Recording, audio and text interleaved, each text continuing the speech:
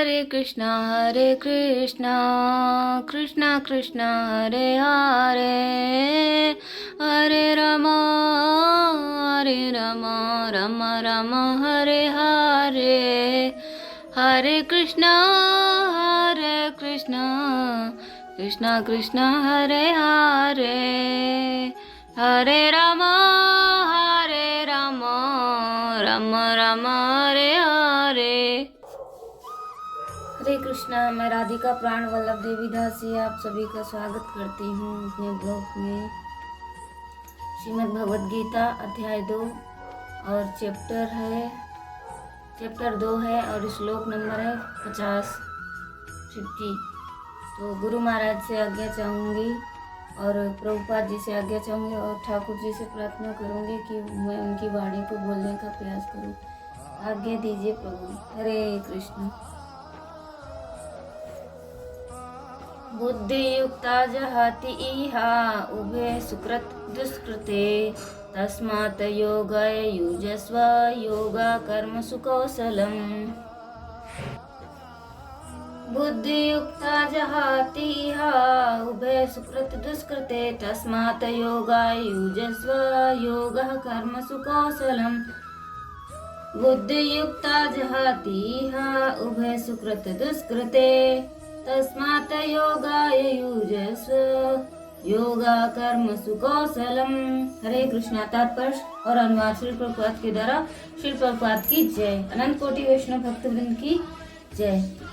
ओम ज्ञानं तिमिरान्धस्य ज्ञानाञ्जनं शलाकया चक्षुरुन्मिलितं येन तस्मै श्री गुरुवे नमः। श्री चैतन्य मनोभीष्टं स्थापितं येन भूतले स्वयं रूपा गदामह्यं ददाति स्वपदान्तिकं वन्देऽहं श्रीगुरु श्रीयुतपदकमलं। श्री गुरान् वैष्णव श्री रूपम सागर जातम सागर रघुनाथम तम सजीवम सावधैतम सावधूतम प्रजन कृष्ण चैतन्य देवम श्री राधा कृष्ण पादान सगड़ ललिता श्री विशाखान्वितांश नमां विष्णु पादाय कृष्ण प्रेष्ठाय भूतले श्रीमान कृतदास अधिकारी नाम नमां विष्णु पादाय कृष्ण प्रेष्ठाय भूतले श्रीमते भक्ति वेदांत स्वामिने नामिने नामस्ते सरस्वती देवे गौरवाणी प्रचारिणे निर्विशेष शून्यवादी पाश्चात्य देशितारिणे। जय श्री कृष्णा चैतन्य प्रभु नित्यानंदन श्री अद्वैत गदाधर शिवासादि गौर भक्त वृंदा। हरे कृष्णा कृष्णा कृष्णा हरे हरे, हरे रामा राम राम हरे हरे। जगत गुरु श्री प्रभुपाद की जय। अनंत कोटि वैष्णव भक्तवृंद की जय।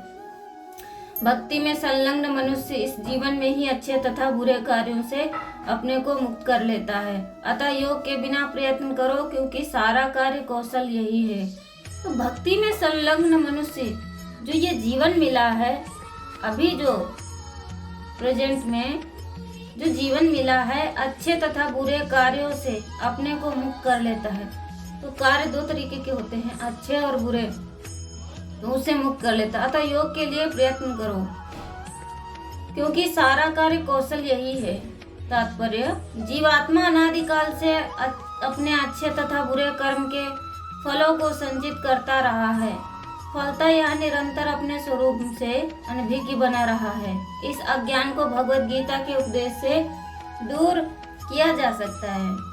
यह हमें पूर्ण रूप से भगवान श्री कृष्ण की शरण में जाने तथा जन्म जन्मांतर कर्म फल की श्रृंखला का शिकार बनने से मुक्त होने का उपदेश देती है।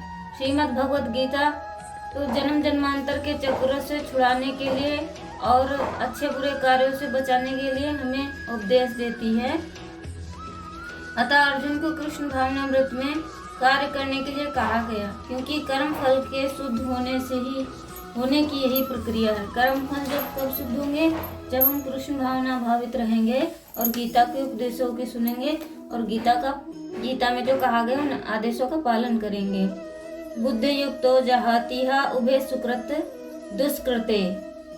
समता युक्त मनुष्य जीवित अवस्था में ही पुण्य पाप का त्याग कर देता है, अर्थात उसको पुण्य पाप नहीं लगते, वह उनसे रहित हो जाता है। जैसे संसार में पुण्य पाप होते ही रहते हैं, पर सर्वव्यापी परमात्मा को वे पुण्य पाप नहीं लगते, ऐसे ही जो समता में निरंतर स्थिर रहता है उसको पुण्य पाप नहीं लगते। समता एक ऐसी विद्या है जिससे मनुष्य संसार में रहता हुआ ही संसार में सर्वथा निर्लिप्त रह सकता है।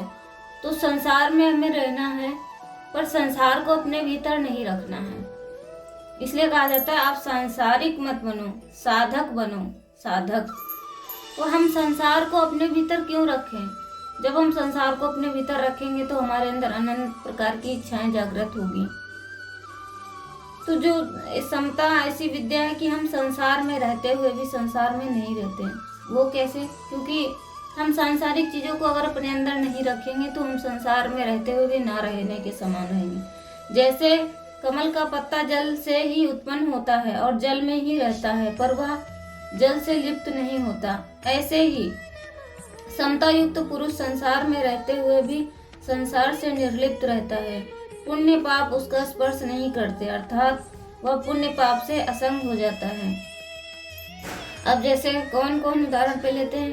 पूज्य श्रीला गुरुदेव महाराज, परम पूज्य श्रीला प्रभुपाद जी, तो ये संसार में रहकर भी संसार में नहीं रहे।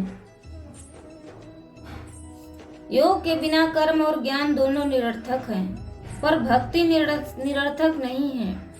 कारण कि भक्ति में भगवान के साथ संबंध रहता है, अतः भगवान स्वयं भक्तों को योग प्रदान करते हैं। ददामि बुद्धि योगम तम। वास्तव में यह स्वयं चेतना स्वरूप पुण्य पाप से रहित है ही। केवल असत पदार्थों शरीर के साथ संबंध जोड़ने से ही पुण्य पाप लगते हैं। अगर यह असत पदार्थों के साथ संबंध न जोड़े तो यह आकाश की तरह निर्लिप्त रहेगा, इसको पुण्य पाप नहीं लगेगा। तस्मात् धो गया युजस्व, इसलिए तुम योग में लग जाओ, अर्थात निरंतर समता में स्थित रहो। वास्तव में समता तुम्हारा स्वरूप है, अतः तुम नित्य निरंतर समता में ही स्थित रहते हो। केवल राग द्वेष के कारण तुम्हारे को समता का अनुभव नहीं हो रहा। अगर तुम हरदम समता में स्थित ना रहते तो सुख और दुख का ज्ञान तुम्हें कैसे होता? क्योंकि ये दोनों ही अलग अलग हैं। जब इन दोनों का तुम्हें ज्ञान होता है तो तुम इनके आने जाने से सदा समरूप रहते हो। इसी समता को तुम अनुभव करो। योगः कर्मसु कौशलम, कर्मों में योग ही कुशलता है, अर्थात कर्मों की सिद्धि असिद्धि और उन कर्मों के फल की प्राप्ति अप्राप्ति सम रहना ही कर्मों में कुशलता है। उत्पत्ति विनाशशील कर्मों के योग के सिवाय दूसरी कोई महत्व चीज नहीं है।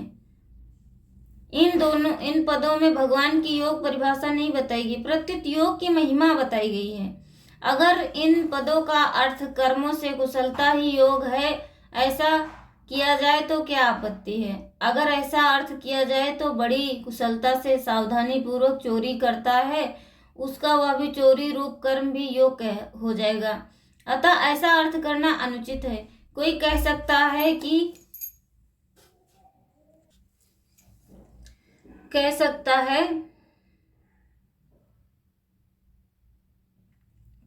कि हम तो विहित कर्मों को ही कुशलता पूर्वक करने का नाम योग मानते हैं, परंतु ऐसा मानने से मनुष्य कुशलता पूर्वक सांगोपांग किए गए कर्मों के फलों में बंध जाएगा। तो कर्म करना है, कर्म के फल में बंधना नहीं है, जिससे उसकी स्थिति समता में नहीं रहेगी। अतः यहाँ कर्मों में योग की कुशलता है, ऐसा अर्थ लेना ही उचित है। कारण कि कर्मों को करते हुए भी जिनके अंतःकरण में समता रहती है, वह कर्म और उनके फल में बंधेगा नहीं। जिनके अंतःकरण में समता नहीं है वो बंधेगा ही नहीं। इसलिए उत्पत्ति विनाशशील कर्मों को करते हुए सम रहना ही कुशलता है, बुद्धिमानी है। दूसरी बात, पीछे के 2 श्लोकों में, इस श्लोक के पूर्वार्ध में भी योग समता का ही प्रसंग है, कुशलता का प्रसंग ही नहीं। इसीलिए भी कर्मों के योग की कुशलता है, यह अर्थ लेना प्रसंग के अनुसार युक्ति युक्त है। कर्मसु कौशलम योग, अर्थात कर्मों में कुशलता ही योग है। कर्मसु योग कौशलम, अर्थात कर्मों के योग ही कुशलता है। अगर पहला अर्थ लिया जाए कि कार्यों में कुशलता ही योग है, तो बड़ी कुशलता से सावधानी से चोरी ठगी आदि कर्म करता है, उसका कर्म योग हो जाएगा, परंतु ऐसा मानना उचित नहीं है। और यहाँ निषिद्ध कर्मों का प्रसंग भी नहीं है। अगर यहाँ शुभ कार्यों की कुशलता पूर्वक करने का नाम योग माने तो मनुष्य कुशलता पूर्वक सांगोपांग किए हुए शुभ कर्मों के फल से बंध जाएगा। फले सक्तो निबध्यते, अतः उसकी स्थिति समता में नहीं रहेगी और दुखों का नाश नहीं होगा। शास्त्र में आया है कर्मणा बद्धते जंतुः, अर्थात कर्मों से मनुष्य बंध जाता है, कर्मों से मनुष्य बंध जाता है। कर्मों से मनुष्य बंध जाता है, इसलिए उसको सुख दुख का अनुभव होता है। और वे ही मुक्ति देने वाले हो जाएं। जो कर्म स्वभाव से ही मनुष्य को बांधने वाले हैं वे ही मुक्ति देने वाले हो जाए। यही वास्तव में कर्मों में कुशलता है।